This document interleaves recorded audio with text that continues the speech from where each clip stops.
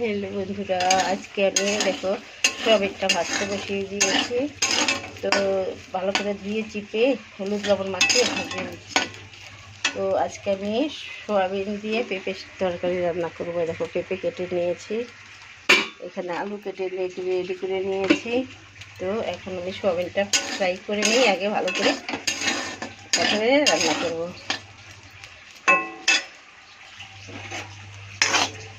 সয়াবিনটা দেখো ভালো ভাজা হয়ে গেছে, সুন্দর। এখন আমি এটাকে নামিয়ে নেব।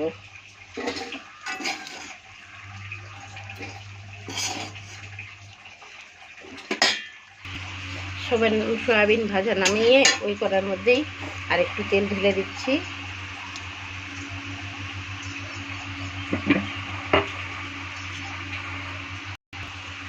এখন ওর মধ্যে একটা শুকনো লঙ্কা দিয়ে দিচ্ছি, সামান্য একটু হিং ঢেলে দিলাম,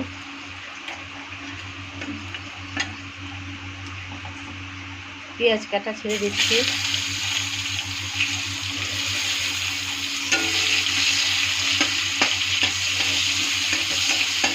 পেঁয়াজটা একটু ভাজা করে নেব।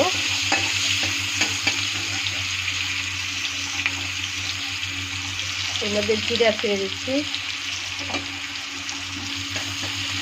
একটু ভাজা করে নিই।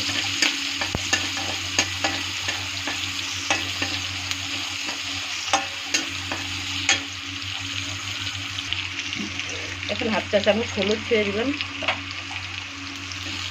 দিয়ে ভালো করে মিক্স করব। 2 চা চামচ আদা জিরে লঙ্কা পাউডার 2 চা চামচ ছেড়ে দিলাম।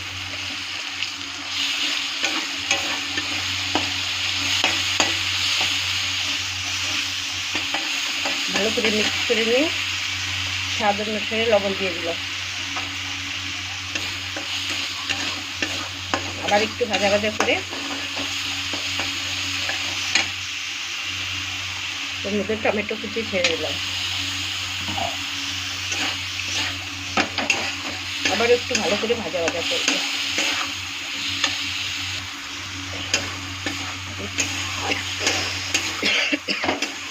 আবার একটু ভাজা করে কেটে রাখা আলুটা ছেড়ে দিব।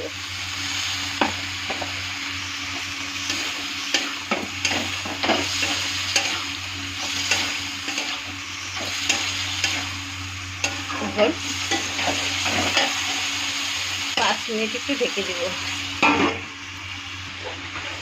দেখো একটু ভাজা হয়ে গেছে। এখন আমি এর মধ্যে পেঁপেটা ছেড়ে দিব। পেঁপেটা ছেড়ে দিয়ে এখন আবার ভালো করে নাড়াচাড়া করব।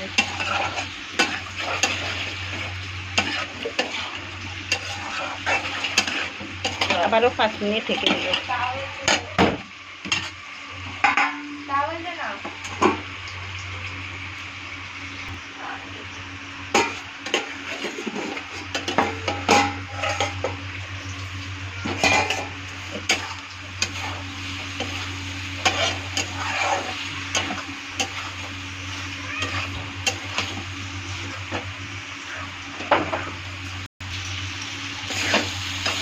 ভালো করে ভাজা হয়ে গেছে।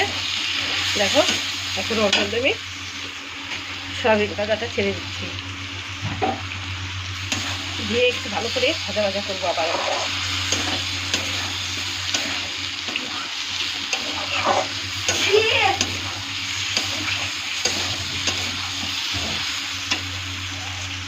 এখন জল দিয়ে দিব।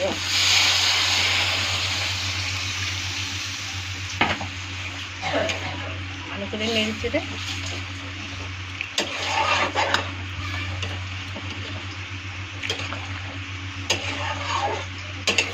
একটু ফুটানোর জন্য রেখে দেব।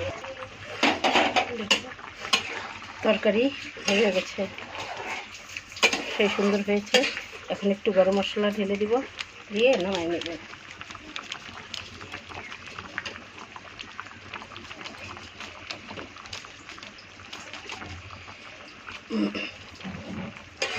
এখন নামিয়ে নেব।